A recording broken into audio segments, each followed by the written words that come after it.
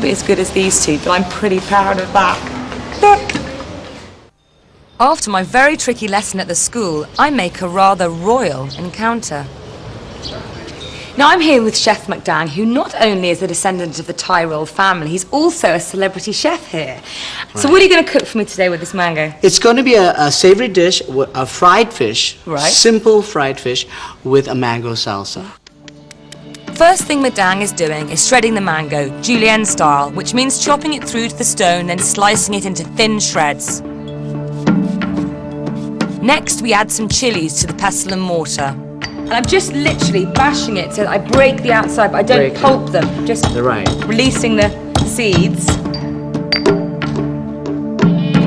Just take a spoon. Then we throw the chilies in with the mango.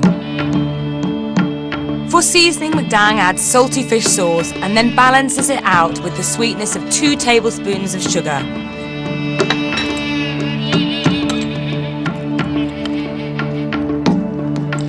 And then taste.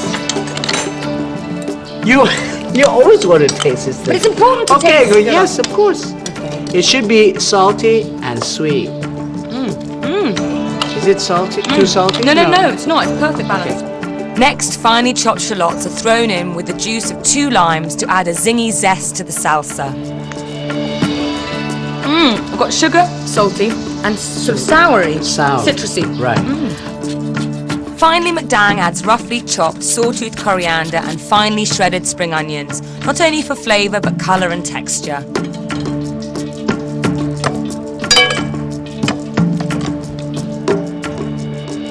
Wow, it looks fantastic and has only taken a couple of minutes to make.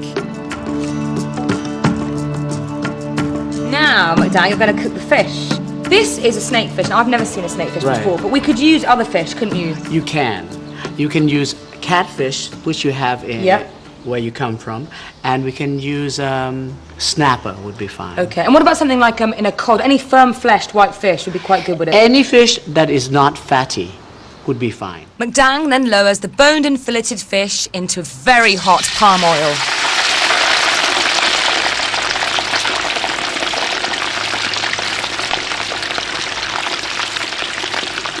Now, if you were worried about deep frying, you could pan fry this, couldn't you? You can pan fry it. You can just, what you have to do is just dredge it in a little bit of flour. And then skin side down. Skin side down. And then what you need to do is also, don't use a wok. You just use a flat pan, heavy base pan. Right.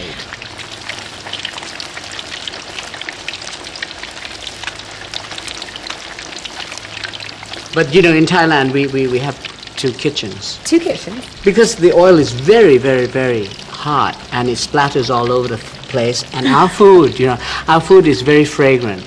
So we have an outside kitchen and an indoor kitchen. So it doesn't smell of curry and frying. That's right. So you could just let it splatter all over the place if you wanted to. It's okay. After roughly 2 minutes on each side, the fish is golden and cooked through. Shake off any excess oil and simply present it on a platter with a bowl of salsa at the side. Now what you do is you take some of this salsa. You're not going to have those 2 chilies, are you? Okay, I'll take them out. God, you're not adventurous. And then you put it in here. But be careful, it's hot. Don't worry, I'm ready.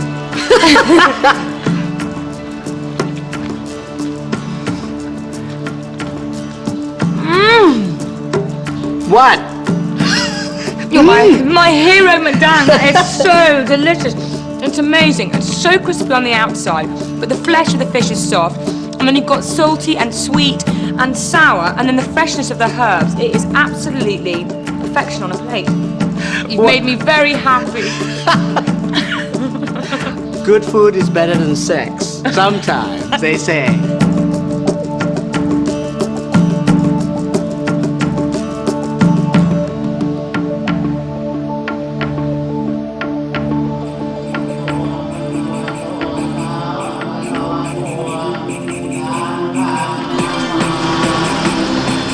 I'm now heading 2 hours upriver to the temple city of Ayutthaya.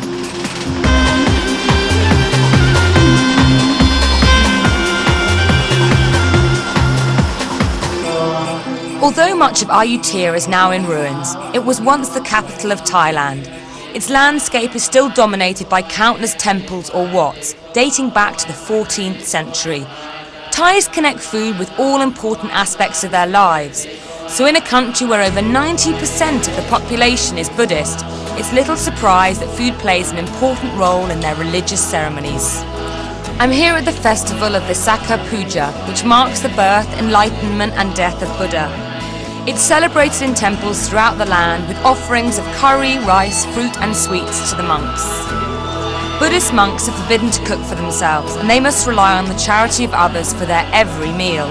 They never eat more than 2 meals a day, and they mustn't have anything between midday and midnight.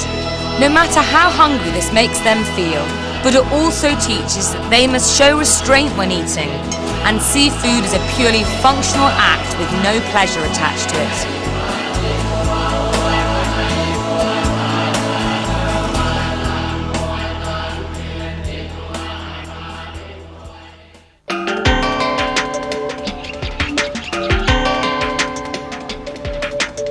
After looking at all that food, I've worked up quite an appetite. So luckily I've been invited to lunch with a local family.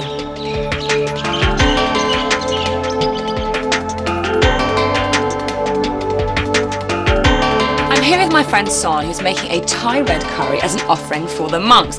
There's no gadgets here. This is the truly authentic Thai way of making curry, and I'm going to have to try and remember a little bit of Thai here. So, Son, what's my first ingredients? First thing Son asks for is the zest of a kaffir lime. Next, galangal is added. This is related to the ginger family.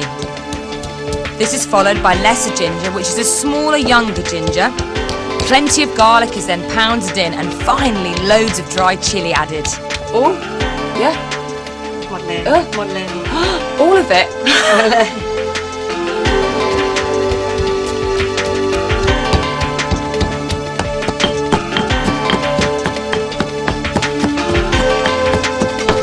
Now the paste is ready, it's time to bring on the oven. This is a classic way of cooking here in Thailand. We've got a fire come barbecue, and we're using the fuel, which is the husks of coconut and charcoal. First thing to add to the very hot wok is the coconut cream, which will act as our oil. After a minute or two, it has reduced to a dense cream. Now we add our freshly made curry paste. Let the paste simmer in the coconut cream for around 3 minutes until an oil forms around the outside. Then it's time to add the chicken.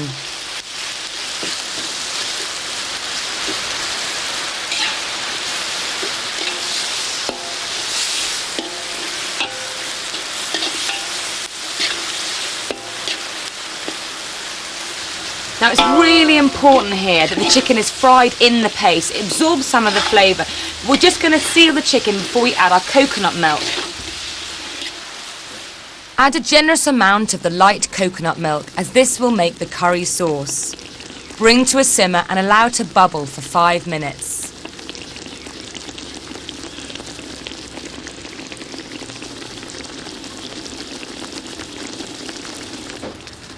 I've got these baby eggplants. They're like pea size, and they're really similar to the eggplant. But because they're so fresh, they've been put locally, they just need to go in at the last minute. We're also going to add... Oh, they're going now? We're ready? Oh, they can go in now. The curry is seasoned with fish sauce. Finally, whole chilies and holy basil are added.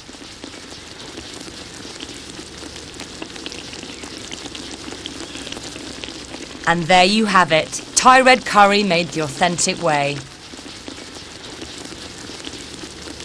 This smells so fantastic. It's our rice. It smells delicious. Okay, I'm gonna taste, yeah? Fruits of our labour. Wow, that is the best red curry I have ever had. I can't believe the difference to one I've had before. I'm sure it's because all these ingredients are so fresh. They've been pounded by hand. The coconut milk's been made by hand. It is mind-blowing. I'm very, very happy.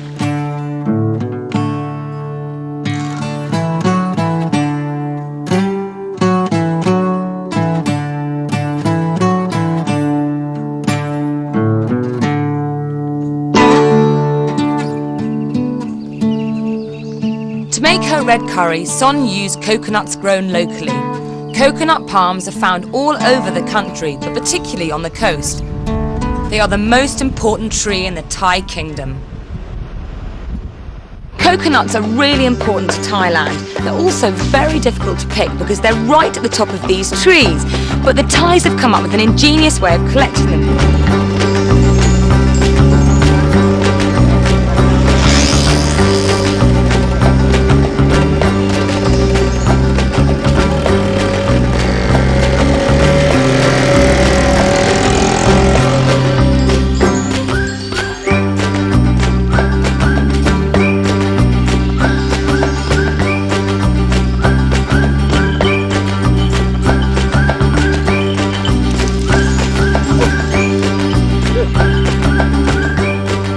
Monkeys are specially trained to pick only ripe coconuts. They work for up to 8 hours a day and they can collect as many as 1,000 coconuts in one shift.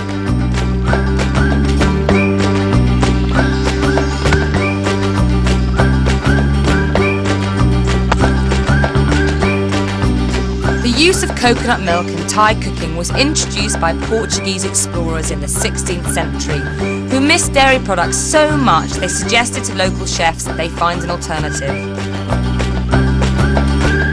Now, after all his hard work, I think my furry friend here deserves a little bit of a snack. So I've got him a banana. Oh, he's got a bit of a cold. He's got very big teeth as well. In Thailand, coconut cream and milk are usually made at home in the traditional way. First, the coconut flesh is grated, then mixed with water and squeezed by hand. This first squeezing is then drained to form coconut cream. More water is then added and the process repeated. This thinner strained liquid is known as coconut milk.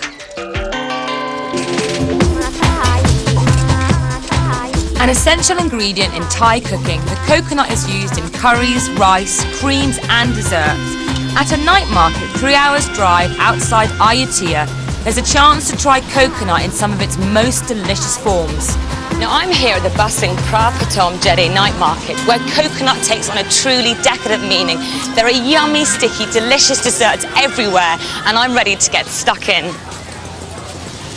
Hi, one please. Now, sweet sticky rice with fresh mango is a classic dessert here in Thailand. Now, sticky rice is a slightly unusual type of rice. It's slightly thicker, more starchy, which makes it really sticky. And in this case, it's been cooked with coconut milk and sugar. It's served with fresh mango and more coconut milk drizzled all over the top, and it looks delicious. Wow, look at this.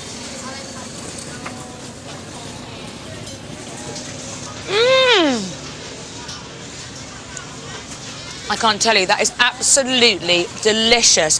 The rice is sticky and sweet. The cream on top, the coconut is really condensed, and the mango just adds a citrusy taste. It's absolutely fantastic. But I've got to show you something. This mad dessert here, it might look like tar, but in fact, this is made from the skin of coconuts, which have been caramelised with sugar. And then they've added a kind of natural gelatin, and they have it with more fresh coconut. And it looks bonkers, but I'm going to give it a try anyway.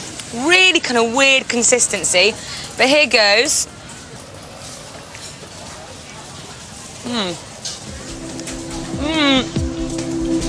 Interesting. Very kind of gluey taste. Very sweet. I think I'm going to stick with my mango and rice. Another popular treat is this sweet crispy wafer with preserved coconut. Now she's putting this batter on. This is a mixture of rice flour and sugar and eggs. Oh, now this white stuff, this looks like cream, but in fact this is rice flour worked up really, really, really thickly with sugar. Now this orange stuff that's going on now is this coconut, which has been flavoured slightly, and it's the most wonderful orange colour. Oh, we've got some toasted peanuts. It's delicious. That looks very easy. They look delicious. It's amazing. They're so warm, but they go crispy almost instantly. They take